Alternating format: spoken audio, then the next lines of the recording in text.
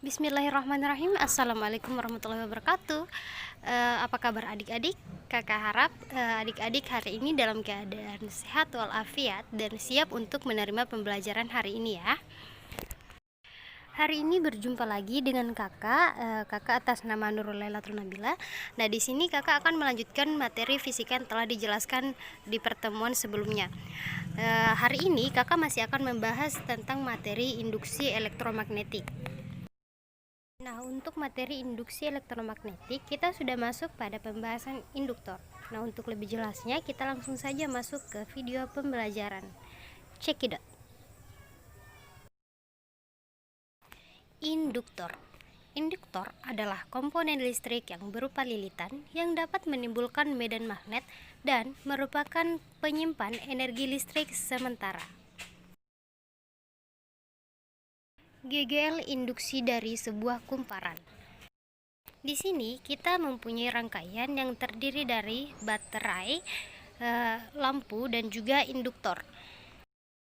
Induktor mempunyai hambatan yang sangat kecil, sehingga apabila saklar pada rangkaian tersebut ditutup dan terjadi aliran listrik, maka aliran listrik terbesar atau kuat arus terbesar akan mengalir pada bagian induktor, sehingga kuat arus yang mengalir pada bagian lampu akan sedikit, yang mengakibatkan lampu tersebut tidak dapat menyala. Arus pada lampu tersebut sebenarnya ada, tetapi sedikit karena arus yang besar itu mengalir pada induktor.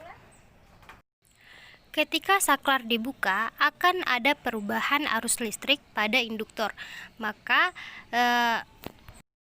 B-nya akan berubah.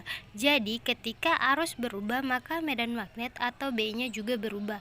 Nah, ketika B-nya berubah, timbul perubahan flux sesuai dengan hukum Faraday, akan timbul gaya gerak listrik atau GGL. GGL induksi yang timbul karena perubahan arus pada dirinya itu disebut dengan GGL induksi diri. Besar GGL sebanding dengan laju perubahan kuat arus pada induktor.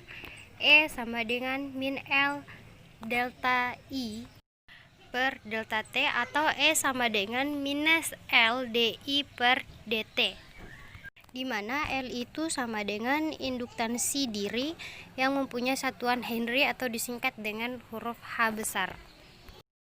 Ketika suatu kumparan berada dalam medan magnet yang mengalami perubahan flux magnet, maka akan timbul GGL induksi pada ujung-ujung kumparan tersebut. Dan sesuai hukum Faraday, E sama dengan minus N d flux dt. Konsep induktansi diri sebuah kumparan. Berdasarkan GGL induksi, E sama dengan minus L DI dt, dan sesuai hukum Faraday, E sama dengan minus N d flux dt. Dari kedua persamaan tersebut, kita dapat memperoleh persamaan induktansi diri sebuah kumparan. Jika kedua persamaan tersebut kita samakan, maka diperoleh persamaan sebagai berikut. Sedangkan untuk induktansi kumparan dalam bahan, akan diperoleh persamaan sebagai berikut. Nah, persamaan itu adalah salah satu contoh induktansi kumparan dalam bahan untuk solenoida. Selanjutnya, energi yang tersimpan dalam induktor. Seperti yang kita ketahui bahwa energi dalam kapasitor tersimpan dalam bentuk medan listrik. Nah, berdasarkan hal tersebut, energi dalam induktor atau kumparan tersimpan dalam bentuk medan magnetik dan dirumuskan dalam dW sama dengan EI dt, di mana E itu sama dengan LDI dt. Jadi dapat diganti jadi sama dengan LDI dt I dt, seperti pada persamaan yang ada di atas. Kemudian untuk mencari besar total, maka persamaan tersebut kita integralkan. Usaha total yang dikerjakan selama arus melalui induktor diubah dari I sama dengan 0 ke nilai tetap I. Maka secara matematis ditulis seperti pada persamaan yang ada di atas.